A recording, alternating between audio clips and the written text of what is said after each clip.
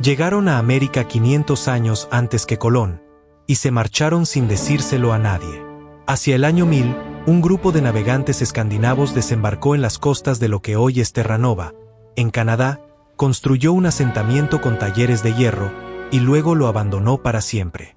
Cuando Cristóbal Colón zarpó de Palos en 1492, creyendo que habría un mundo nuevo, ese mundo ya llevaba casi 5 siglos apareciendo en las sagas islandesas.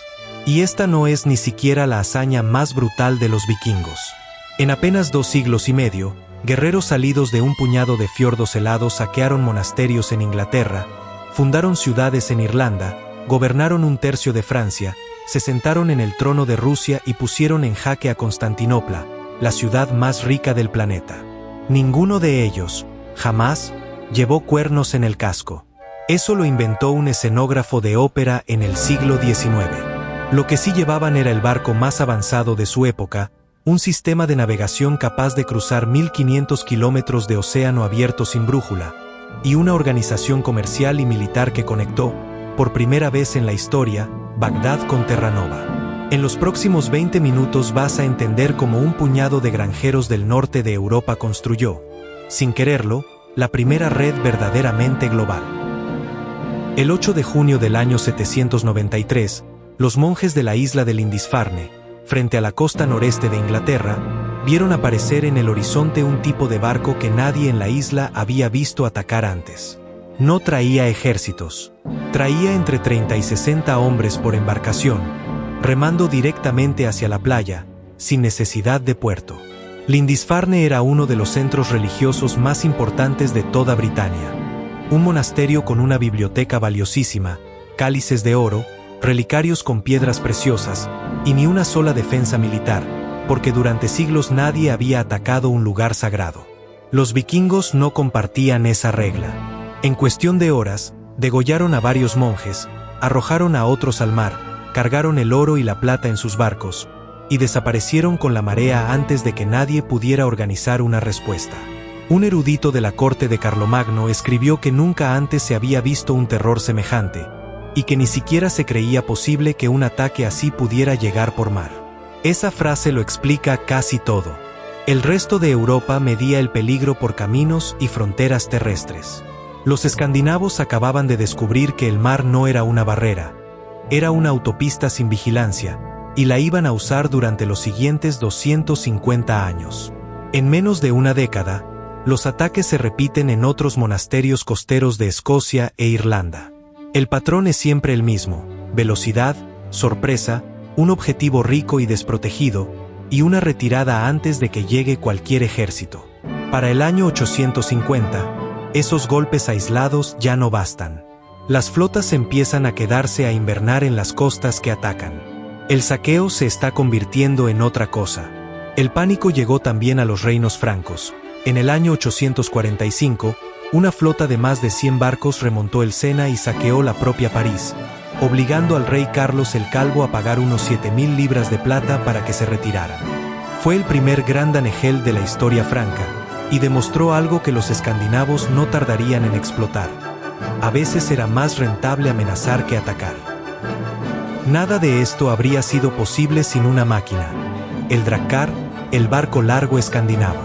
Los astilleros nórdicos habían resuelto, siglos antes que cualquier otra potencia naval europea, un problema que parecía imposible: construir un barco lo bastante ligero y flexible para remontar ríos de apenas 1 metro de calado, y lo bastante resistente para cruzar el Atlántico Norte en mar abierto. La clave estaba en la técnica de construcción, llamada tingladillo: tablones de roble solapados y clavados unos sobre otros, formando un casco que se flexionaba con el oleaje en lugar de romperse contra él. Un Drakkar de guerra medía entre 20 y 30 metros, pesaba unas 20 toneladas, y calaba menos de 1 metro con la carga completa, lo que significaba que podía atacar una ciudad costera, y si hacía falta, remontar el río hasta el corazón del territorio enemigo. París fue saqueada varias veces precisamente así, navegando el Sena. Un Drakkar bien tripulado alcanzaba hasta 17 nudos con viento favorable, una velocidad que ningún barco europeo igualaría en varios siglos. Y la navegación no dependía solo de la vista de la costa.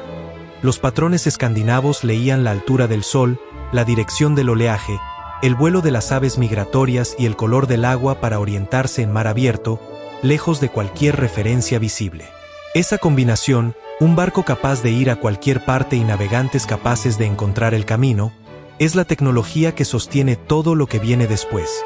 El saqueo, el comercio, la colonización y finalmente, el cruce del Atlántico. Hacia el año 850, algo cambia en la relación entre escandinavos y el resto de Europa. En Inglaterra, un ejército mucho mayor que las bandas de saqueo original, la crónica anglosajona lo llama el Gran Ejército Pagano, desembarca no para robar y huir, sino para conquistar y quedarse. En pocos años controla buena parte del norte y el este de la isla, una región tan densamente colonizada por escandinavos que termina conociéndose como el Danelá, la ley danesa, con sus propias normas y su propia lengua administrativa.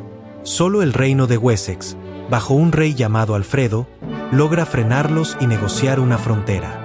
En Francia, la presión es tan constante que, en el año 911, el rey franco Carlos el Simple opta por una solución radical. Le entrega al jefe vikingo Rollón un territorio entero en el norte del país a cambio de que deje de atacar y de que se convierta al cristianismo. Ese territorio se llamará, literalmente, Tierra de los Hombres del Norte, Normandía.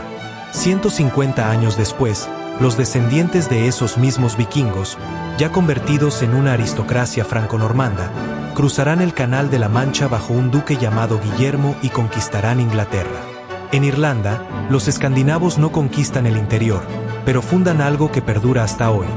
Las primeras ciudades portuarias de la isla, entre ellas Dublín, que nace en el año 841 como un campamento fortificado junto a un río y se convierte en uno de los mercados de esclavos más activos de toda Europa occidental. El saqueador se ha convertido en colono, en gobernante y en mercader, muchas veces las tres cosas a la vez. Islandia sigue un camino distinto. Allí no había reino previo que conquistar ni población local que subyugar, así que los colonos escandinavos, muchos de ellos huyendo de la creciente centralización del poder en Noruega, se repartieron la isla entera desde cero a partir del año 874. Y en 930 crearon esa Asamblea General que ya mencionamos, el Althing, para gobernarse sin necesidad de un rey. Mientras unos escandinavos, sobre todo daneses y noruegos, se lanzaban hacia el oeste, otros, principalmente suecos, remontaban los grandes ríos de Europa Oriental hacia el este. Los llamaban Rus, y su nombre terminaría bautizando a un país entero. Usando el Dnieper y el Volga, arrastrando literalmente sus barcos por tierra entre un río y otro, estos mercaderes guerreros abrieron una ruta comercial que conectaba el mar Báltico con el mar Negro y el mar Caspio, y por tanto con el Imperio Bizantino y el mundo islámico. Se han encontrado más de 80.000 monedas de plata árabes, dirhams, en yacimientos escandinavos, la prueba física de ese comercio a 10.000 kilómetros de distancia. Hacia el año 862, según la crónica más antigua de la región, las tribus eslavas del área invitan a un caudillo rus llamado Rurik a gobernarlas para poner fin a sus disputas internas. Sea o no exacta esa historia, marca el inicio de una dinastía. Uno de sus sucesores, Oleg, toma la ciudad de Kiev en el año 882 y la convierte en capital de un nuevo estado, la Rus de Kiev, el antecedente directo de Rusia, Ucrania y Bielorrusia. Estos Rus no se quedaron solo en el comercio, llegaron a sitiar Constantinopla, la capital del Imperio Bizantino y la ciudad más grande y rica de toda la cristiandad, en varias ocasiones. Y muchos de sus guerreros más capaces terminaron alistados como mercenarios de élite del propio emperador bizantino, en un cuerpo de guardia legendario conocido como la Guardia Varega. El vikingo que empezó saqueando una costa terminó, 2 generaciones después, custodiando el trono más poderoso de Europa. Hacia el año 985, un colono islandés llamado Erik el Rojo, expulsado de Islandia por homicidio, navega hacia el oeste en busca de una tierra de la que había oído rumores. La encuentra, una isla enorme cubierta casi por completo de hielo, y le pone un nombre deliberadamente engañoso, Groenlandia, Tierra Verde, para atraer colonos. Funciona. Varios cientos de personas se instalan en 2 asentamientos en la costa suroeste, donde el clima, algo más cálido en esa época, permite criar ganado. Groenlandia se convierte en la avanzadilla más occidental del mundo escandinavo, y desde allí, hacia el año 1000, el hijo de Erik, Leif Erikson, se lanza todavía más lejos, siguiendo relatos de otro navegante que había avistado tierra por accidente. Leif desembarca en una costa boscosa que llama Vinland, tierra del vino, por las vallas silvestres que encuentra allí. Durante décadas, esta historia se consideró leyenda. Dejó de serlo en 1960, cuando un matrimonio de arqueólogos noruegos excavó en Eleanse Aux Meadows, en la punta norte de Terranova, y encontró los restos de un auténtico asentamiento vikingo. 8 edificios de turba con paredes al estilo escandinavo, un taller donde se forjó hierro, remaches de barco. Dataciones más recientes, basadas en un anillo de crecimiento de árbol marcado por una tormenta solar, fijan la actividad del sitio en el año exacto 1021. 500 años antes de Colón, hubo europeos fabricando clavos de hierro en suelo norteamericano. Pero el asentamiento no duró. Las sagas cuentan enfrentamientos violentos con los pueblos indígenas que ya habitaban la región, a los que llamaron Skraelingar, y la distancia logística era simplemente insostenible. Mantener una colonia a varias semanas de navegación de Groenlandia, que a su vez estaba a varias semanas de Islandia, resultó inviable. Los vikingos habían llegado a América, y decidieron que no valía la pena quedarse. Conviene detenerse aquí, porque reducir a los vikingos a saqueadores sanguinarios oculta la mitad de la historia. La misma sociedad que degollaba monjes en Lindisfarne sostenía una de las redes comerciales más extensas del mundo conocido. Desde Edeby, en el actual sur de Dinamarca, y Birka, en Suecia, salían y entraban pieles de castor y de marta, colmillos de morsa, ámbar báltico, esclavos capturados en Irlanda y Europa Oriental, y a cambio entraban sedas de Bizancio, especias de Oriente y sobre todo, plata árabe. La palabra rescate, en el sentido de pagar para liberar a alguien, entra en varias lenguas europeas precisamente por la práctica vikinga del Danegeld, un tributo en plata que reinos como Inglaterra pagaban directamente a las flotas escandinavas para que no atacaran. Solo Inglaterra llegó a pagar, a lo largo de varias décadas, más de 125.000 kilos de plata en Danegeld. Ese dinero no se acumulaba sin más. Financiaba flotas cada vez mayores, y esas flotas mayores permitían exigir tributos más altos.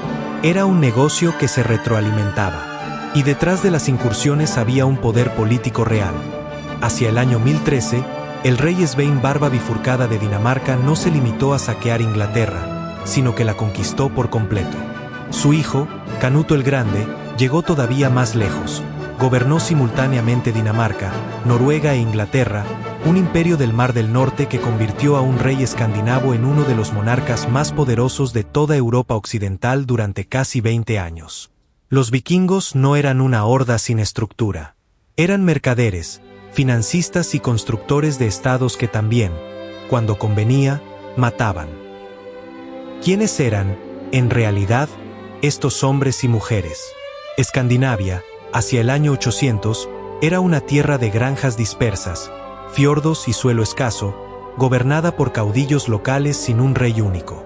La sociedad se organizaba en asambleas llamadas Tings, donde los hombres libres se reunían para resolver disputas, aprobar leyes, en algunos casos, hasta destituir a un jefe abusivo.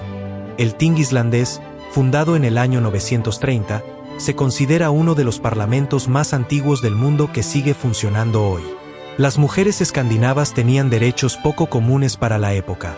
Podían poseer propiedades, pedir el divorcio y gestionar la granja familiar durante las largas ausencias de sus maridos en el mar.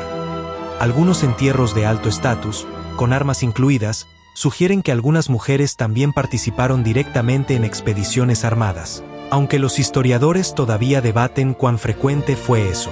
La mayoría de los escandinavos, en realidad, nunca subió a un drakkar de guerra.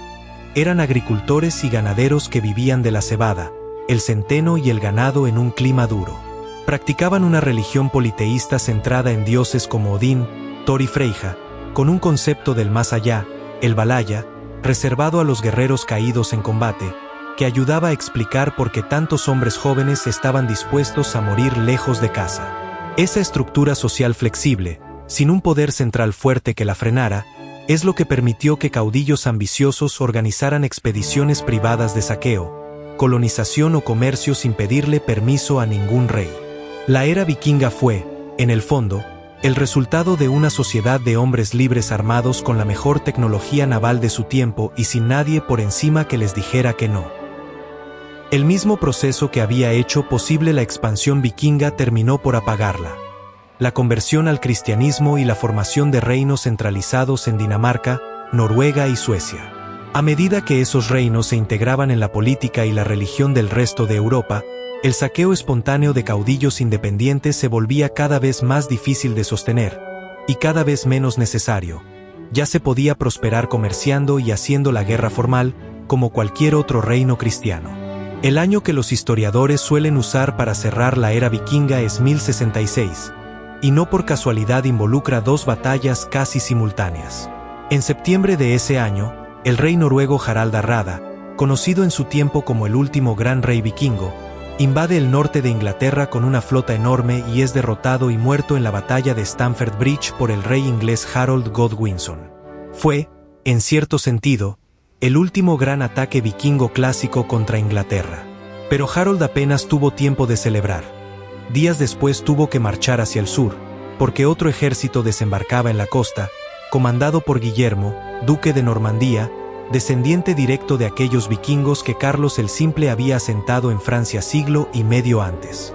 En Hastings, el 14 de octubre de 1066, Guillermo derrota y mata a Harold, y se convierte en Guillermo el Conquistador, rey de Inglaterra. Es una imagen perfecta para cerrar la historia. El último rey vikingo cae derrotado por un ejército inglés, y ese mismo ejército inglés cae, pocos días después, ante los descendientes normandos de otros vikingos.